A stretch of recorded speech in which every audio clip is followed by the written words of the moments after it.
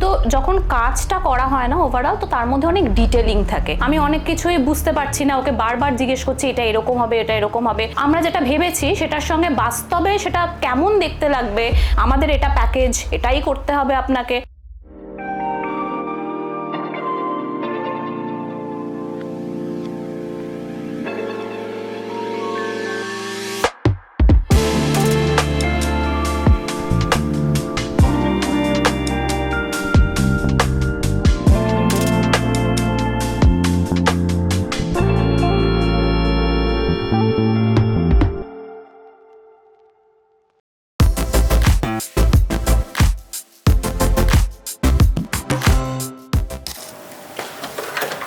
আজকে এই প্রজেক্টে আমরা বেডরুমটা কিভাবে সাজিয়ে তুলেছি চলুন তাহলে সেটাই দেখে নেওয়া যাক।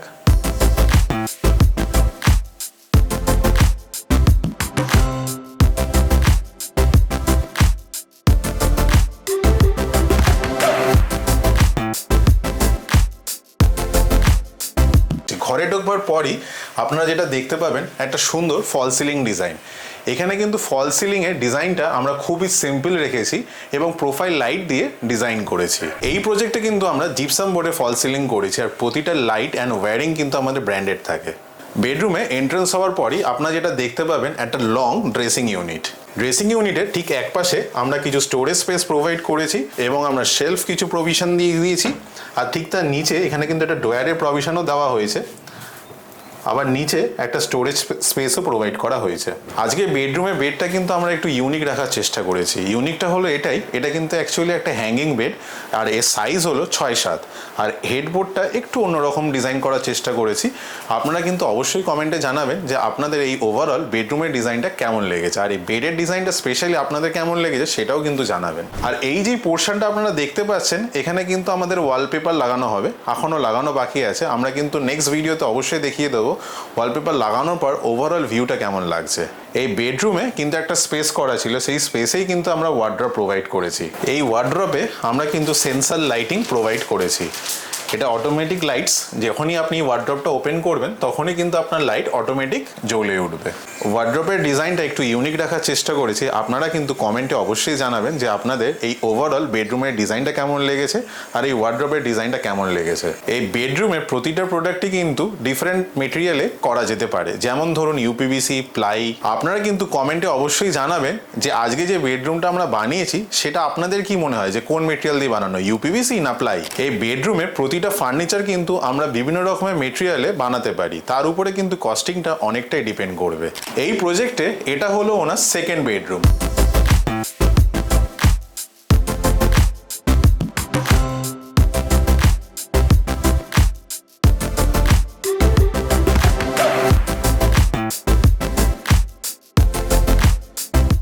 এই বেডরুমে আমরা ওনার জন্য একটা 6-7 বেড বানিয়েছি, একটা স্লাইডিং ওয়ার্ড্রপ বানিয়েছি আর তার সাথে এই বেডরুমটাতে প্রতিটা জায়গা যাতে সুন্দর লাগে তার জন্য সুন্দর ফল সিলিং ডিজাইন করেছি। এই বেডরুমে ফল সিলিং ডিজাইনটা কিন্তু আমরা প্লেন রেখেছি এবং ফল সিলিংটা ডিজাইন করেছি আমরা প্রোফাইল লাইটস দিয়ে। এই প্রজেক্টে প্রতিটি দরজায় কিন্তু আমরা ডোর ফ্রেমিং উইথ প্যানেলিং করেছি। আপনারাও কিন্তু অবশ্যই জানাবেন যে আমাদের ডিজাইনটা আমাদের কেমন লেগেছে। আমরা প্রতিটি দরজায় কিন্তু একটু এলিগ্যান্ট লুকসের মধ্যে রাখার চেষ্টা করেছি।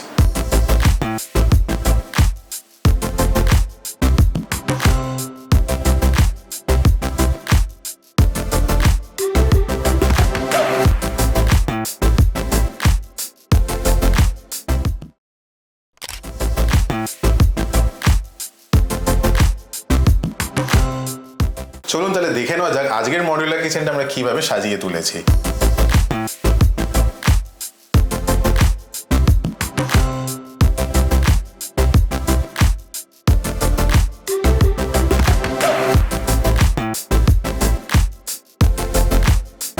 মডুলার কিচেন রিলেটেড কিন্তু আমাদের চ্যানেলে প্রচুর ভিডিওস আছে। যারা আমাদের চ্যানেলে আজকে নতুন তারা আমাদের অবশ্যই পুরোনো ভিডিওস গিয়ে দেখুন। আর যদি মডুলার কিচেনের ব্যাপারে কিছু ইনফরমেশন রিকোয়ারমেন্ট থাকে ডেসক্রিপশন বক্সে আমাদের কন্ট্যাক্ট ডিটেলস দেওয়া আছে, অবশ্যই কন্ট্যাক্ট করুন। এই কিচেনটা খুব একটা বড় নয়, আমরা যার জন্য একটা সাইডে ওনার কিন্তু কিছু বাস্কেট আমরা প্রোভাইড করেছি। প্রথমেরটা হলো কাটলারি, তারপর এটা হলো প্লেন, তারপর এটা হলো থালি বাস্কেটস।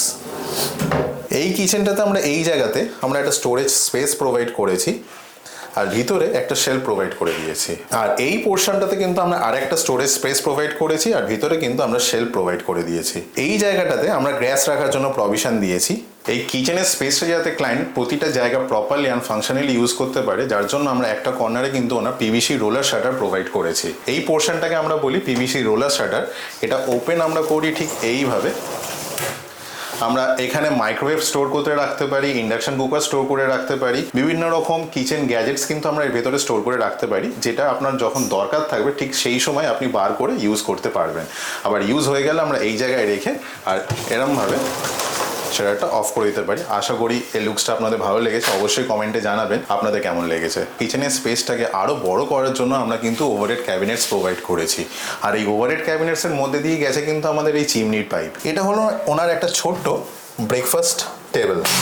এটা ক্লায়েন্টের একটা স্পেশাল রিকোয়ারমেন্ট ছিল, যার জন্য আমরা ওনার কিচেনে এটা প্রোভাইড করেছি। এই পোর্শনটাকে বলি কিন্তু ওয়াল ক্যাবিনেট। আর ওয়াল ক্যাবিনেটের প্রতিটি পাল্লায় আমরা গ্লাস পাল্লা প্রোভাইড করেছি, যাতে প্রতিটি জিনিসই যাতে এখানে হাইলাইটেড হয়। আর এই ওয়াল ক্যাবিনেটের নিচে কিন্তু একটা 6 ইঞ্চেস ওপেন শেলফ প্রোভাইড করেছি, যেটা আমরা স্পাইস র্যাক হিসাবেও কিন্তু বলতে পারি।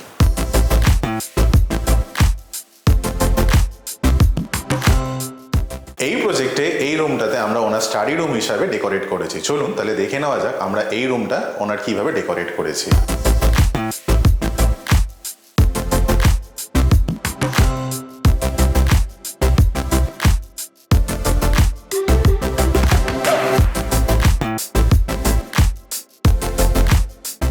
এখানে আমরা ক্লায়েন্টকে একটা ওভারহেড ক্যাবিনেট প্রোভাইড করেছি ফর স্টোরেজ।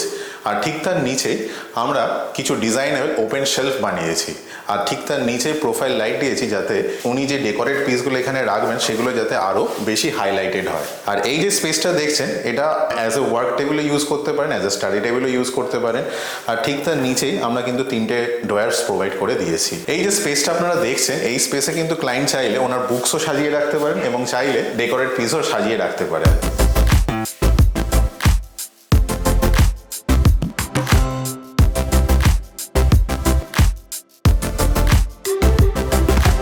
এই যে স্পেসটা আপনারা দেখছেন, এটা কিন্তু অ্যাকচুয়ালি ওনার ওয়ার্ডরোব স্পেস। এখানে কিছুটা জায়গা আমরা মন্দির স্পেস হিসাবে ইউজ করেছি, আর কিছুটা জায়গা আমরা স্টোরেজ স্পেস হিসাবে ইউজ করেছি। আজকের মন্দিরের ডিজাইনটা কিন্তু আমরা একটু অন্যরকম রেখেছি। আপনারাই দেখে বলুন আপনাদের এই ডিজাইনটা কেমন লেগেছে, আর অবশ্যই কমেন্টে জানাবেন যে আপনাদের এই মন্দিরের ডিজাইনটা কেমন লেগেছে। এখনকার দিনে অনেকেই ভাবেন যে একটা ইন্টেরিয়ার ডিজাইনার কেন হায়ার করবেন, কারণ কার্পেন্টার কিন্তু অনেক কম কস্টিংয়ে এই সেম প্রোডাক্ট কিন্তু আপনাদেরকে বানিয়ে দেওয়ার জন্য রেডি থাকে। আপনারা এই প্রজেক্টে দেখতে পাবেন প্রতিটি কর্নার টু কর্নার আমরা কিন্তু কাস্টমাইজ ডিজাইন করেছি, এবং যাতে ক্লায়েন্ট প্রতিটি space functionally and properly use করতে পারে। এখানে এমন কোনো ফার্নিচার নেই যেটা আমরা জাস্ট কিনেছি অ্যান্ড আপনাকে বিক্রি করে দিয়েছি।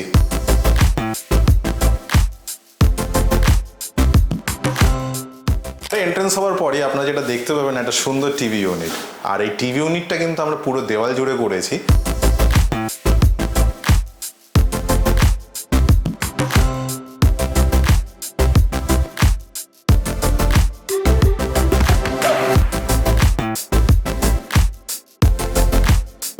টিভি ইউনিটের এই পোর্শনটাকে বলি আমরা টিভি ইউনিটের স্টোরেজ। প্রতিটি সেলফে কিন্তু আমরা স্পট লাইট প্রোভাইড করেছি, যাতে কোনো ডেকোরেটিভ আইটেম যখন আপনারা রাখবেন, যাতে প্রতিটি ডেকোরেটিভ আইটেম যাতে হাইলাইটেড হয়। আর এই যে টোটাল যে ওয়াল প্যানেলিং ডিজাইনটা দেখছেন, এটা আমরা অ্যাকচুয়ালি বলি টিভি ইউনিটের ব্যাক প্যানেলিং। এটার বেসে আমরা কিন্তু কিছু স্টোরেজ প্রোভাইড করেছি, আর ভিতরে একটা করে শেলফ প্রোভাইড করে দিয়েছি। এই টিভি ইউনিটের নিচের পোর্শনটাকে বলে কিন্তু টিভি ইউনিটের বেস ক্যাবিনেট। এটা অ্যাকচুয়ালি একটা ড্রয়ার্স, আবার স্টোরেজ আমরা ওই সাইডেও প্রোভাইড করেছি। আর টিভি ইউনিটের বেস ক্যাবিনেট, টিভি ইউনিটের স্টোরেজ আর টিভি ইউনিটের ব্যাক প্যানেল মিলিয়েই কিন্তু আপনার টিভি ইউনিটের এস্টিমেট হয়। যারা ভাবছেন যে এরম টাইপের একটা কাস্টম টিভি ইউনিট ডিজাইন আপনাদের বাড়িতে বানানোর জন্য, ডিসক্রিপশনে আমাদের কন্ট্যাক্ট ডিটেলস দেওয়া আছে, অবশ্যই কন্ট্যাক্ট করবেন। আর যদি আপনাদের ভিডিওটি ভালো লেগে থাকে, অবশ্যই একটা like, share and subscribe, and thank you for watching.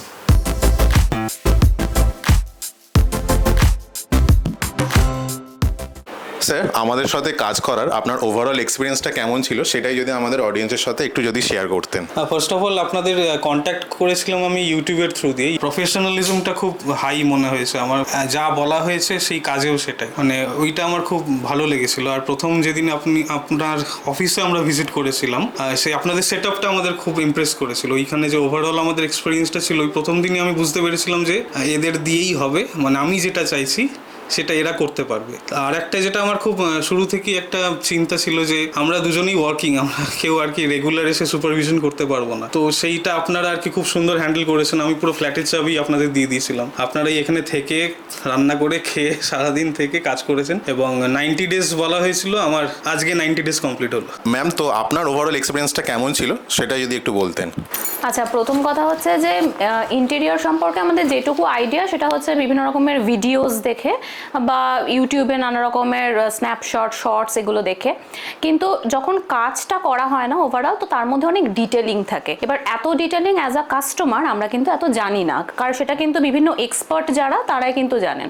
সঞ্চয়ন কিন্তু আমাদের সঙ্গে সেই প্রত্যেকটা খুঁটিনাটি কিন্তু শেয়ার করেছিল। আমি অনেক কিছুই বুঝতে পারছি না, ওকে বারবার জিজ্ঞেস করছি এটা এরকম হবে, এটা এরকম হবে, প্রত্যেকটা জিনিসের 3D মডেল দেখিয়ে তারপর সেটা যখন কাজ করা হচ্ছে প্রত্যেকটা স্টেপের, সেটা বারবার জিজ্ঞেস করে দেখুন এটা এরকম হবে ফাইনাল লুক, তো সেইগুলো কিন্তু আমাদের সাথে শেয়ার করেছে। বিভিন্ন জায়গায় এমন হয়েছে যে আমরা যেটা ভেবেছি সেটার সঙ্গে বাস্তবে সেটা কেমন দেখতে লাগবে বা সেটা সাইজ এটসেট্রা কীরকম হবে, আমাদের ঘরের সঙ্গে ম্যাচ করছে কিনা, এটা কিন্তু ও প্রচুর গাইড করেছে। আবার এমনও হয়েছে অনেক সময় ও একটা জিনিস ভেবেছে, আমি বলছি যে আমি এরকমটা চাই, তখন ও কিছুটা অ্যাডজাস্ট করে তখন ঠিক আছে আমি দেখছি, এটা আমি করে দেবো, ঠিক হয়ে যাবে। তো সেটা মানে কালার হোক অথবা বিভিন্ন জিনিসের টেক্সচার হোক, সাইজ হোক, সব কিছু নিয়ে কিন্তু ও খুব অ্যাডজাস্টেবল, মানে খুবই অ্যাডজাস্ট করেছে আমাদের সঙ্গে প্রত্যেকটা স্টেপে। তো এই বিষয়টায় মানে খুবই মানে স্যাটিসফাইড, মানে খুব রিজিড ছিল আমাদের এটা প্যাকেজ, এটাই করতে হবে আপনাকে, এই জিনিসটা আমি ফেস করিনি। That is highly satisfying for me. Out of 10 তো ম্যাম আপনি আমাদের কত মার্কস দেবেন? এই বিষয়টা না মানে মার্কিংয়ের বাইরে হয়ে গেছে এখন। 10 আউট অফ 10 তো আমি নিশ্চয়ই দেব, কারণ কিছু জায়গা মানে কাজ করতে করতে এতদিন হয়েছে যেখানে ইমোশনালি অনেকটা আমরা জড়িয়ে গেছে, তো সেখানে কিন্তু ব্যাপারটা মার্কিংয়ের বাইরে যায়। তো তুমি ফুল মার্কস পেয়েছো, আপনি পাইয়াছেন।